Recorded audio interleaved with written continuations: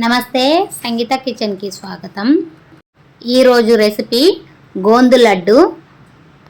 ఈ లడ్డూని ఈ చలికాలంలో రోజుకు ఒకటి చొప్పున తింటూ ఉంటే ఎముకలు గట్టిపడతాయి, జలుబు దగ్గు లాంటివి రాకుండా బాగా కాపాడుతుంది. ఈ లడ్డు చాలా ఆరోగ్యకరం కూడా. ఎలా చేసుకోవాలో ఇప్పుడు మనం చూద్దాము. ముందుగా గ్యాస్ ఆన్ చేసుకొని ఒక మందపాటి ప్యాన్ పెట్టుకొని దాంట్లోకి ఏదైనా ఒక కప్పు తీసుకొని ఆ కప్పుతో మెజర్మెంట్ చేసుకోవాలి. ఒక కప్పు నిండా నేను నువ్వులు తీసుకున్నాను. వీటిని లో ఫ్లేమ్లో చిటపటలాడేంత వరకు మనం వేయించుకోవాలి. ఈ చలికాలంలో నువ్వులు, పల్లీలు, బెల్లము, గోందు ఇలాంటివి చాలా ఎక్కువగా తింటూ ఉండాలి. మనకు ఇమ్యూనిటీ పవర్ ఎక్కువగా పెరుగుతుంది. ఇలాంటి లడ్డూలు అప్పుడప్పుడు తింటూ ఉండాలి. చూడండి, ఇవి బాగా వేగిపోయాయి. ఒక ప్లేట్లోకి తీసేసుకుందాము.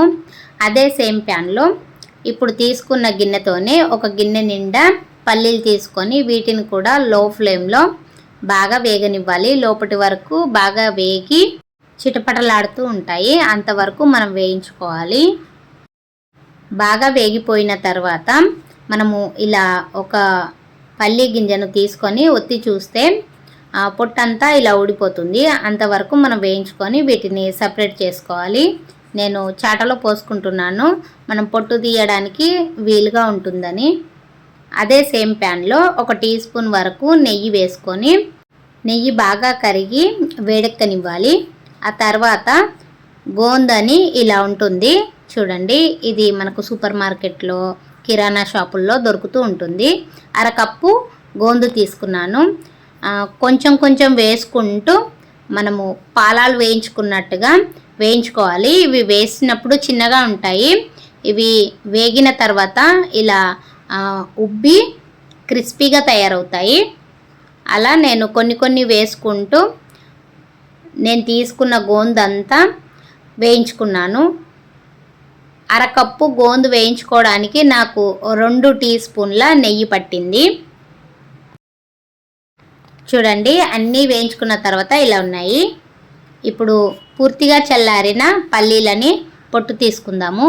ఇలా ఒక గిన్నెతో రుద్దుతూ మనం పొట్టు తీసుకుంటే చాలా తొందరగా వస్తుంది. పొట్టంతా మనం చెరిగేసుకొని ఒక మిక్సీ జార్ తీసుకొని దీంట్లోకి పల్లీలన్నీ వేసుకొని కొంచెం కోర్స్గా గ్రైండ్ చేసుకోవాలి, కచ్చాపచ్చాగా.